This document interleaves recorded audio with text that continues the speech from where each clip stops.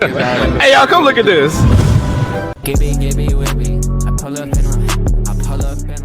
What's up, Goblin Nation? It's Jibrian, aka Gib the Mob Goblin, back with another video. Now, I'm glad you guys enjoyed my first video where I went over the Sweepy interview that Rell Games did a while back. Now, that video was mostly full of speculations where I analyzed the way they talked about things and try to dive deeper to get some details that they weren't really saying out loud, you know, that kind of thing. When it comes to Rell C, speculation is the name of the game, so we're back here with another video to cover the second interview, see if we can pull out some details from it. I know this one's a lot longer than the first one, so who knows how long this video will end up being.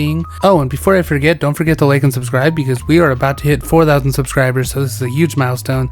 Thank you guys for all the support, and join the Goblin Nation in the Discord in the description of the video. So without further ado, buckle in because delicious times are ahead of you. So today I'm here with two of the most influential and passionate developers on the Roblox platform, the minds that brought us titles like Shindo Life, Naruto Shippuden OA, Rell Peace, Beyond, Star Wars OA, Star Life, and Rell C's. They've pushed the boundaries of anime games on Roblox and redefined what's possible on the platform, building a legacy that spans across multiple IPs and fandoms and dominating with their ingenuity and creativity. Game changers, trendsetters, and pioneers in the industry. Let's give it up for the Career Brothers. Holy glaze.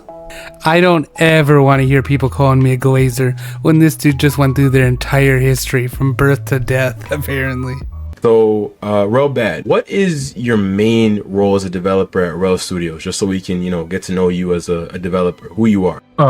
So I'm the modeler, I'm a builder, I do UI design, I do almost anything. I hire almost everyone for, I manage all the music, manage all the voice acting, just all the concepts. I'm not responsible for every single concept, right? It's like a group project, but that's, mainly what I do. This is actually pretty cool to know because I've always just kind of assumed they both did the same stuff, but it kind of sounds like Rell Bad just focuses on modeling and the visual aspect of the game as opposed to scripting.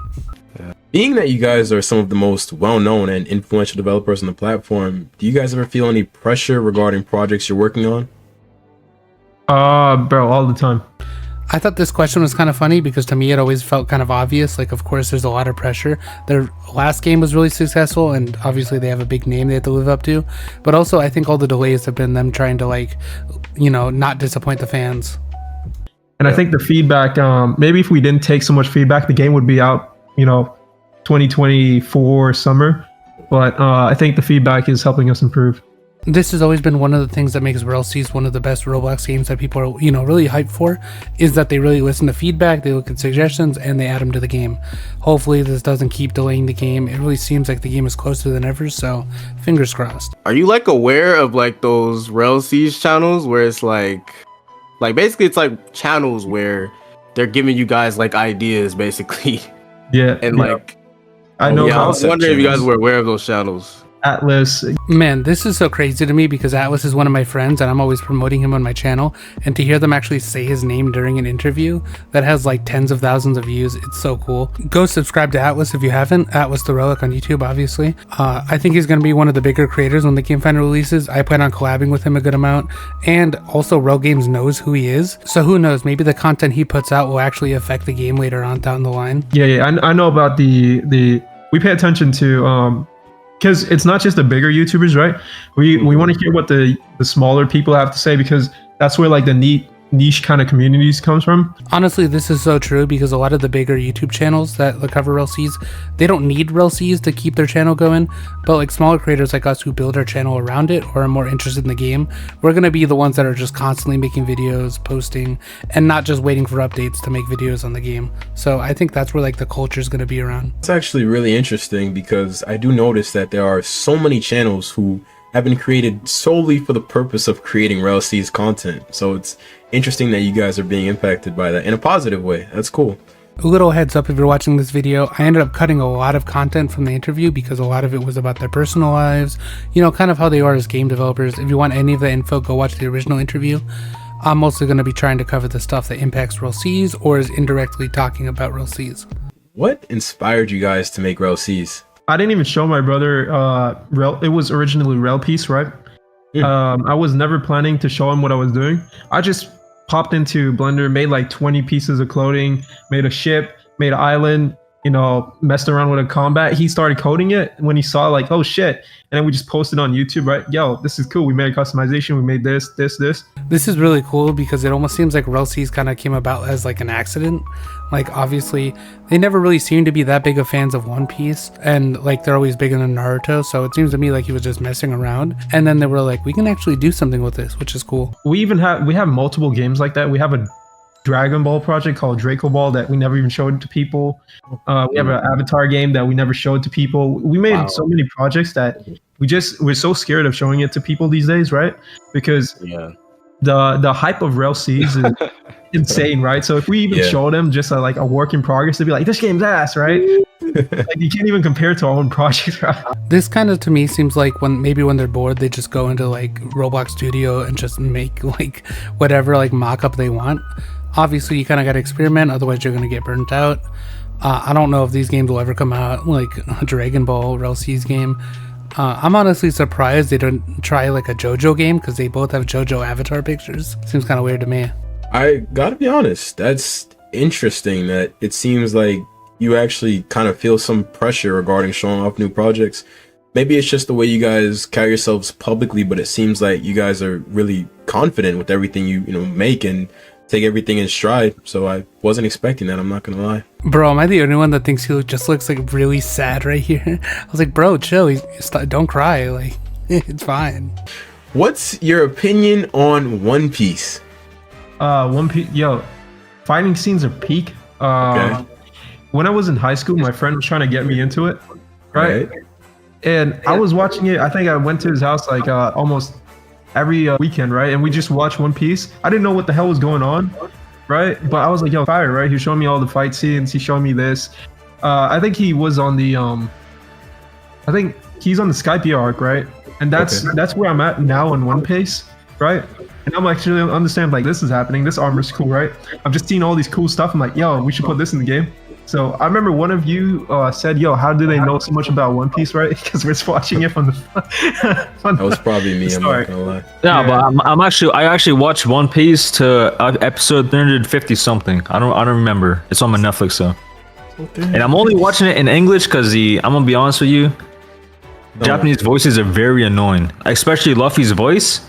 I don't think I can. It's like listening to a raging. I can't sit on a YouTube video, but it's very annoying. I would not listen to Luffy for more than 30 minutes if it was not English. Luffy. It's Luffy. Man, the Luffy, One Piece Luffy, fans, whatever. bro, you're about to make these One Piece fans lose their minds, bro. Now, this may be absolutely controversial, but they are absolutely speeding right now. I can't lie.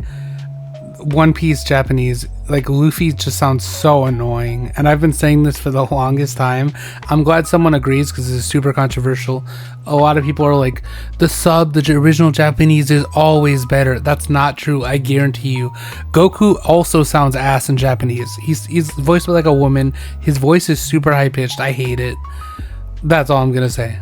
Fair enough. A lot of people don't notice, but we were being watched by Viz Media and Roblox admins, right? So we weren't allowed to create anything Naruto related, right? We had to stray as far away. It was impossible to update Shindo like for like maybe a year or two, right? But we were trying to push that updates every single week. And we're like, yo, all right, how do we do this, right? Are we still allowed to do Susanoo's? We had to do research about, okay, what can we put with the Susanoo's, right? We were actually being watched. Like we had to get approval just to update, right? And people are like, why are they putting all these superhero shit, right? It's only like we're like, damn, like we have to do what's popular and keep the game alive. So, but aside from that, that's something the community never like understood, right? Yeah. Like they always give us, oh, they're gonna start putting random stuff into Rell Seas because they did it with Shindo. Dude, we didn't have a choice. We ran out of dates. We didn't have anything to add to that game. Honestly, we just wanted to keep it alive. Yeah, this is kind of crazy how much backlash they get anytime they do stuff from outside the source material, especially since you're not even allowed to directly copy it on Roblox. Like, obviously, if they just copied One Piece, they'd get sued. So, them like adding unique things is kind of how they keep themselves safe legally. And it just kind of sucks, especially with Shindo Life too. Like, yeah, like they said, they were just trying to keep the game alive. And, people would have been even more mad if they just stopped updating. So it's kind of like, beggars can't be choosers, but then they get backlash no matter what. I was gonna say, even with Shindo Life, I noticed that the thumbnails that you guys commission always have like a certain artistic, unique character. So I can see how you guys would make a manga very easily. We're gonna hire some writers to help us get it done. We have a person that already agreed to draw the manga with a price and all that for each sheet. We have everything on standby. We're actually gonna do it for Rell Seas as well. This would actually be so cool to have like an actual manga you can read about like the lore, because they did come up with like their own, you know, story for Rell Seas and all that. Personally, when it comes to Rell Seas, I've always been all for them coming up with unique ideas. Not everything has to be from One Piece. I know a lot of people treat it like the Bible. I think as long as it's in like the style of One Piece, like that spirit of One Piece, I think we're fine. Like, you know what I mean? Like, we're more than lucky to get a game like this. And Block Suits is gonna be that for the next 5 that years. is true. Wow. yeah, for If now. Rell Seas doesn't come out anytime soon. Yeah, but Block Freeze is a pretty good game by itself. You know? Yeah. It does what it's needed to do.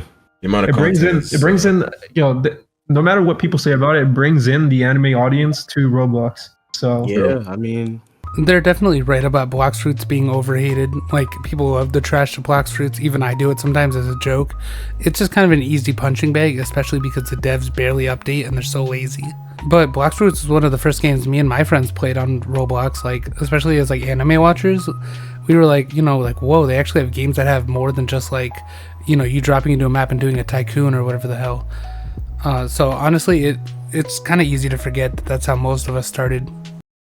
Most of the content I commissioned maybe like a year or two ago, right? I'm gonna be honest with you, they're all half-assed. I'm not using any of the work I commissioned. I'm actually doing the only reason why this is taking like this is a long process, right? Because you know all those new VFX in Final Teaser and all that, right?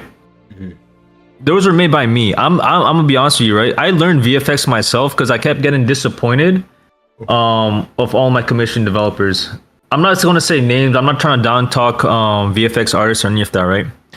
Maybe it was the people I hired, because I hired a lot. I probably hired over 6. Like back then when I just wanted to be a manager of the game, right? I didn't want to work on the game. I just want to like be a manager, hire a bunch of people and make this game. I think last year, right? In the middle of last year, I got tired of it. I kept getting disappointed in work and I fired everyone. I fired over like almost 60 people. wow. Right? Yeah, I just fired everyone from the team. I think there's I have a commission server with like maybe 10 to 12 people that don't even have work, because our team is now like, we have core teams. We have like a core team, we have a core VFX, we have a core animator. We have a very small team. That's what people misunderstand. We don't have, Rell Games is not a whole company. I wonder how much time the game was delayed just because like the people they commissioned were just not trying very hard. Like, maybe the game definitely would have been out by now if they didn't have to redo every model. Yeah, I think that's something that a lot of people are going to be surprised about, to see that you guys are a small team with only 6 people. Because when you say the name Rell Games, it kind of like inspires the idea of like 100 people all working on one massive project. It'd be like in your head, it's like, damn, these guys are like the Ubisoft of Exactly. Roblox, you know? So this is actually a question I kind of want to ask the audience here. Comment below, but did you guys think that Rell Games was a big like studio with a lot of members? Personally, I always thought it was probably just like the 2 brothers and then some people helping them with other stuff. So I never really thought that it was like a huge studio like they're talking about here. And that's part of the reason I was always so impressed that they were able to do like weekly updates and come up with this stuff, because they legitimately seem really good at coding and all that. And that kind of makes sense since one of them handles the scripting and then the other one does the modeling, that they were able to just kind of combine it and do it quickly. But Wow. I think a lot of people will be surprised to hear that. Okay. Do you think that there's a difference between making a game for yourself as a developer and making one for the players? And if so, how do you find a balance between the two? Trying to think. What was the question? Wait, I wasn't listening. No, it's like basically making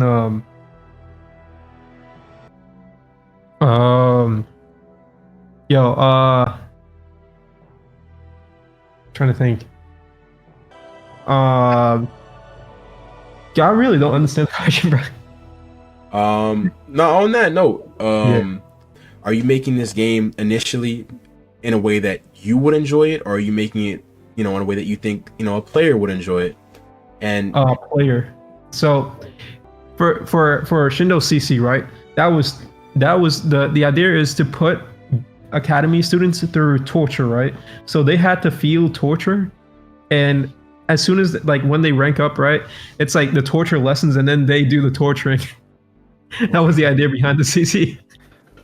Wow. So, Bro, dude is describing how in the closed community version of Shindo they tortured like the people until they ranked up, and then they were in charge of torturing other people, and he does not even crack a smile. Like, give this dude a bone. Like, he's clearly telling you something he thinks is funny, and you're over here like, okay, I see. and let's try to make it so if you wanted to, right, you can buy the entire game, right, or you can grind the entire game. So it was that aspect for Shindo, but we're not taking that aspect for Rell Seas, right? We're taking a different approach. We're taking it from like, okay, let's make it as non-linear, right? Where you don't need to follow a path like they followed in Shindo, right? To get from one to one.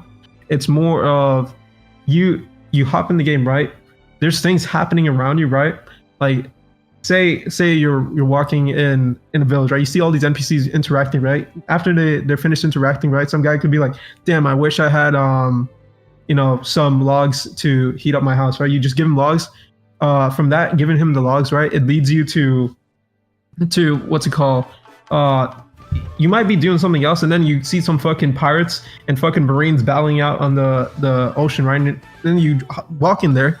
Next thing you know, you hit with a fucking cutscene. Hey, we don't want to give some people ideas, you know what I'm saying? What are you doing? Why are you leaking? Bro, their dynamic always makes me laugh because you can tell Rell Bad just wants to share the game so bad and talk about all the cool stuff they've added, and Relsin's like, hey, we gotta keep this on the down low, leave them secrets for later. Now, at first I wasn't really sure what he meant by cutscene when you join the fight at sea, but to me this kind of seems like a boss intro, like the ones you saw in the other interview. I think there's going to be some roaming bosses at sea, and there's a good chance when you run into an event that one of them will be a boss with a unique intro. That's just kind of what I'm getting. A storyline like cutscene seems kind of out of place in a random event, but who knows, maybe I'm wrong. As someone who's worked on multiple large projects, how do you guys measure success? Is it the number of players, the quality of the game, or something else entirely? Yo, we look at everything as like, oh shit, it's not good enough, bro. It's not good enough. You gotta create better. You gotta do better, right? When we were younger, we're just pumping out shit like, oh shit, this is not good enough. Yo, we can do better. Let's go do something new, And then we're just pumping almost 3 to 4 projects every year, right? And it's been 5 years since we released the game. Yeah, it's fucking long. Yeah. You know the kiss ass answer most developers will probably tell you guys that got interviewed from different YouTubers. They said, "Oh, I measure success from from my happiness and how the game turned out." Dude, that's the most kiss ass answer. That's the most bullshit you'll ever hear in your life. They measure success, right? On let me not say it. Materialistic. Nah, speak your truth. Speak your truth. Yo, I'm gonna be honest, right? They that's measure success, right? Because you can see these games. I don't want to say which game I saw this from, right? It is a very well played game, very well loved game, right?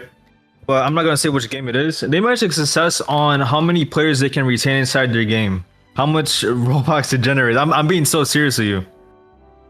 Hey, it makes sense.